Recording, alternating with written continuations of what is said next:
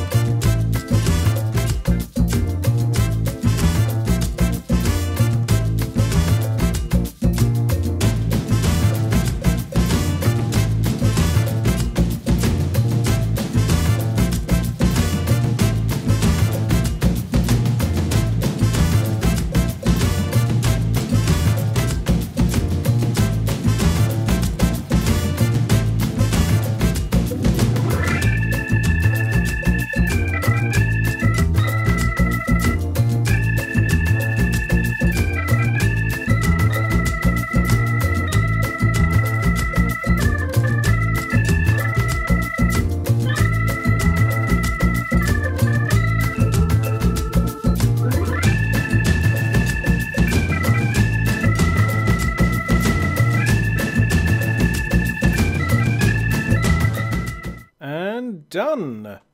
You may have noticed from that time lapse I've actually only done one side. That's because it turns out I don't actually have enough hoppers, and I'm a little short on iron. So we're going to need ourselves an iron farm before we can do the other side over there, because we've got to repeat everything we did over here. And this also took about an hour to build. I've stuck in the hopper lines going that direction at the moment, just so I can sort of test stuff. I have been around and checked that it holds out and it doesn't fall out, which it certainly does. So I believe I probably built everything in the right place. The way to check that will actually be to run through some filter stuff, which we will do shortly. So here we are up the top. You see it's a little bit of a beast. And I've fallen through one of the holes. Yes, this is how we access this layer. And we just put our filter items in these ones along here. Yep. And we've got 65 levels. So if we go enchant some stacks of cobblestone, which I've got tons of, then we can fill these up, put filters in some of them and see if that actually works. So I'm going to go get a few stacks of that and fill these all up. And there we go. So I've renamed all these cobblestone right here.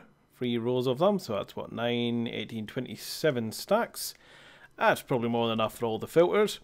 Also, thankfully on PC, you only use 1 level per stack, whereas on consoles it's a lot more expensive. So we're down to 38 levels. And I've broken this anvil a bit and totally destroyed that one over there. So I'm sort of glad I actually put multiple anvils in this room. Must remember to place that one. But that now means that we can go and put filters in all of the hoppers. And then once we've done that, we'll stick some items in as well to actually make the filters work with the correct items. And then we'll see if it actually works, because it implies it does. I just have to make sure I haven't built anything wrong. So we'll pick some items and build with them and see how it goes. So let's get all them filled and then start putting some items through. And that's all the filters filled up. So by default we have 18 there, 1 there, 1 there, 1 there. Or if it's a smaller stacking item, say snowballs or eggs, which only goes 16, we put 12 in there. And I'm going to put some filtered items in these. And as you can see from filling this entire row and the row above, we've actually managed to use nearly 2 rows. So I will need to produce more of this for when we do the other side. But not more at the moment. So I'm going to block off a few of these. So I'm just going to go along and do that. Just plonk one in the front so that stuff doesn't fall in them. And then that way, when we actually get around to putting items in them, we can just lock it out until then. And then we can just swap it out for the item that we actually want. How did I do that? Oops, I accidentally split it. That's right. Okay. So we'll run through a few items and see if this thing actually works or if I ball something up. Now we've got all the items in filters. So I've got one for sandstone here, one for dark oak wood planks, and the lapis and granite. That's our top row. And then down the bottom I've got these 4 here. And then we've got a stray item. So I'm going to run it through all of these and see what happens. So one of those, one of those, one of those, one of those, and one of those. The idea is that hopefully here there'll be a torch and nothing else. Yes, so it looks like they've probably gone down. In fact, let's hop out and look in the front, and the answer is, yep, there's the sandstone, there's the wood, there's the lapis, and there's the granite, which is actually a different order from the things that are on the side now. Can't be having that. Come here.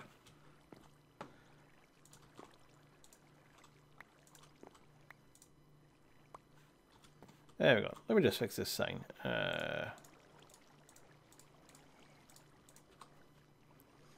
Right. That one there. That one there. That one there. And that one there. So that is the order that we're going for. So at the very least, we know the first one on the top works. So if we try out the one on the bottom, which is this one here. So we put one of them,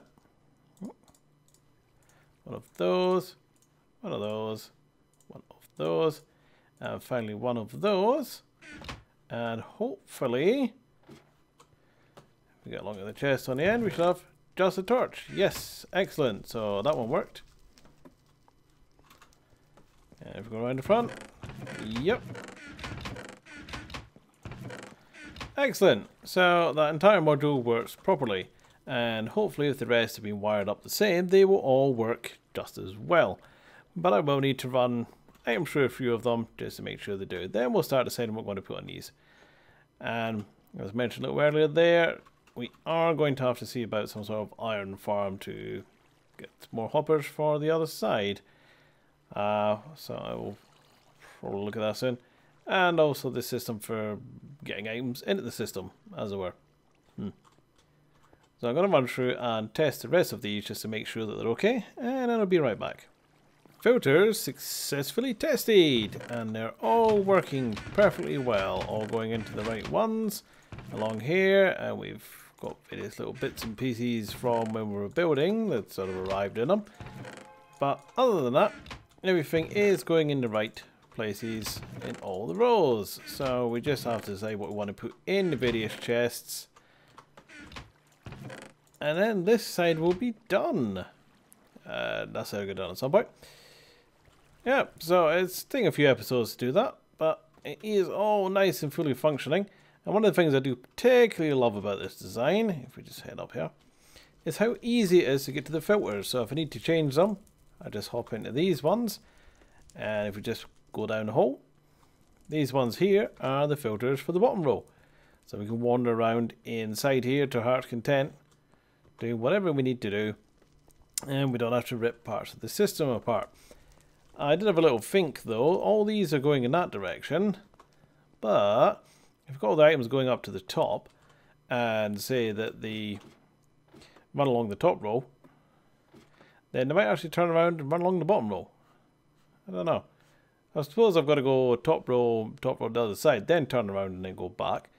But either way, I think one of these rows is definitely going in the wrong direction. So, oh, I'm missing a hopper up there. In fact, I'm missing hoppers all along there.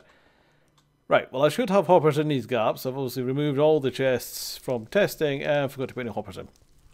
But I will put them in. So one of these rows though will need to go one way and one will need to go the other way. I haven't decided which way yet. But it's nice actually to have a storage system now. Just need to actually start storing stuff in it. Which includes everything up here. We'll also need some sort of bulk storage stuff because we do have a lot of things like, well, quite a bit of cobble. Maybe also a bulk storage system that once we reach a certain capacity it starts throwing away the items. So probably be useful as well. So that we never really overflow. That would be pretty good. So what now? I don't know actually. I'm going to have a little bit of a think and see what we do next. Well, that's the first storage items in. So I put my iron, my gold, my lapis and my diamond. And have a look up there. There we go. That's all sort of sorting in. And it is all... Oops, where's that ladder?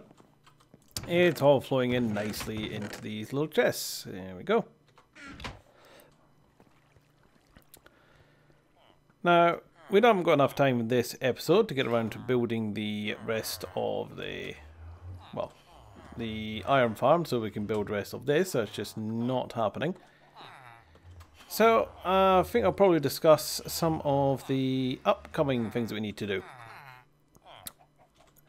So we definitely need an iron farm, because otherwise we probably don't have enough iron for the sheer amount of hoppers that's there, even though I'll be mining plenty of iron. These villagers down here, I'm going to have to stick them somewhere and try and convince some of them to breed, and hopefully get some farmers. I think offspring is random rather than their own lot. I'll have to check that, but I'm pretty sure they're random. And what we'll do with them is set up a little farm outside. It'll be a villager breeder. And what you do there is you have a nice little patch. Farmer goes around, another villager hangs around, and under the ground is another one with some doors. And you think it's a village, they breed, and the little one goes and falls in a hole, gets some water, flows up the water, and then you can just sort of kill them at that point, or they kill themselves or whatever. Or transport them off to an iron farm. Now, the biggest sort of iron farm to go at the moment is an Iron Titan, which is an absolute nightmare to build. It takes up an awful lot of resources. It would stick up in the sky somewhere. But this is not exactly a massive server with loads and loads of people on it. So we don't really need an Iron Titan. So we will be building something a little bit smaller. Alright, we go. Build something a little bit smaller. And then we'll be using that. I also think that we could do with prettifying the slime farm, which at the moment is just a fairly bog standard little stairway down to it. So we're going to prettify that. Get a few more automated farms on the go. The stuff that we have out the front, the sort of pumpkin farm, melon farm, get some automated ones of them so I don't have to go around and harvest it. Pretty much, you know, automate everything we can possibly lay our hands on. Not many in there at the moment. As you can see, not very pretty at the moment.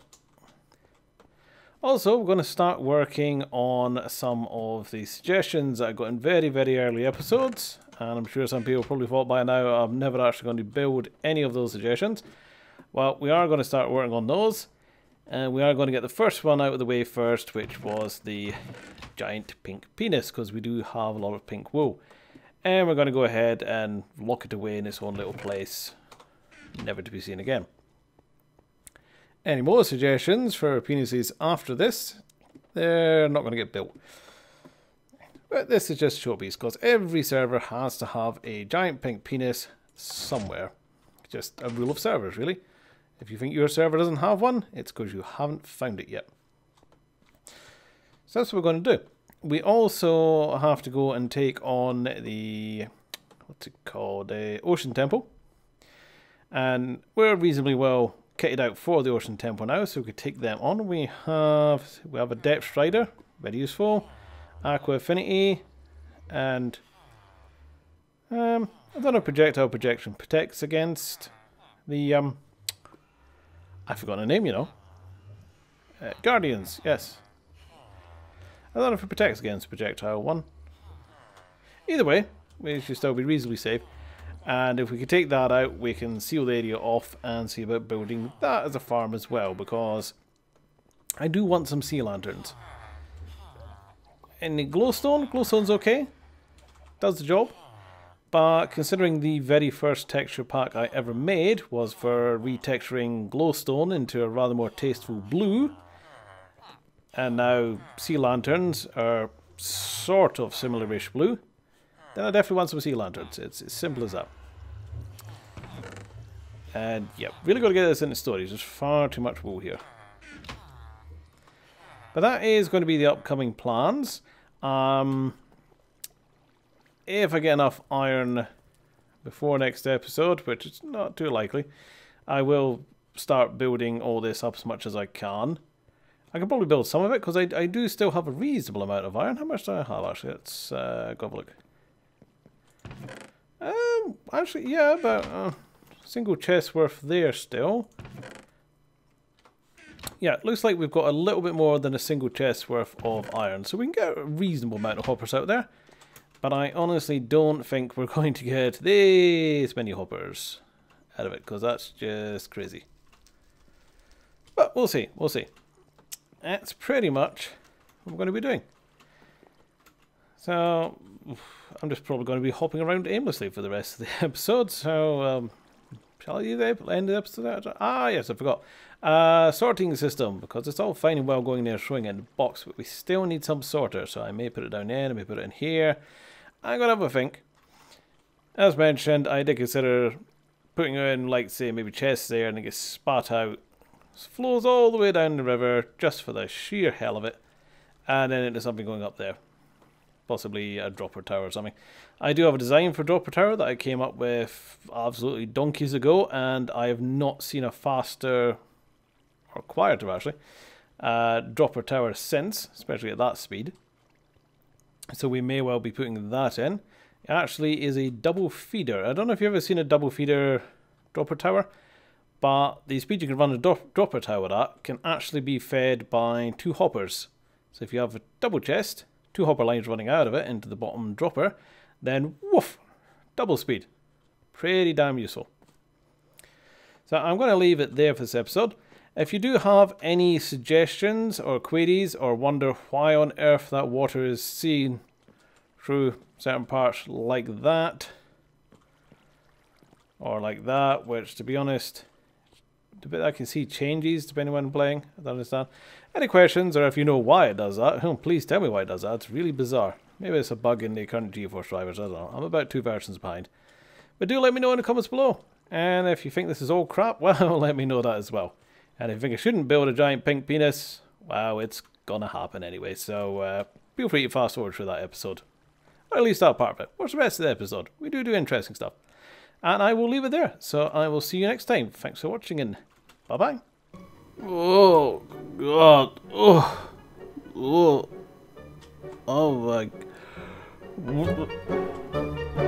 What the hell?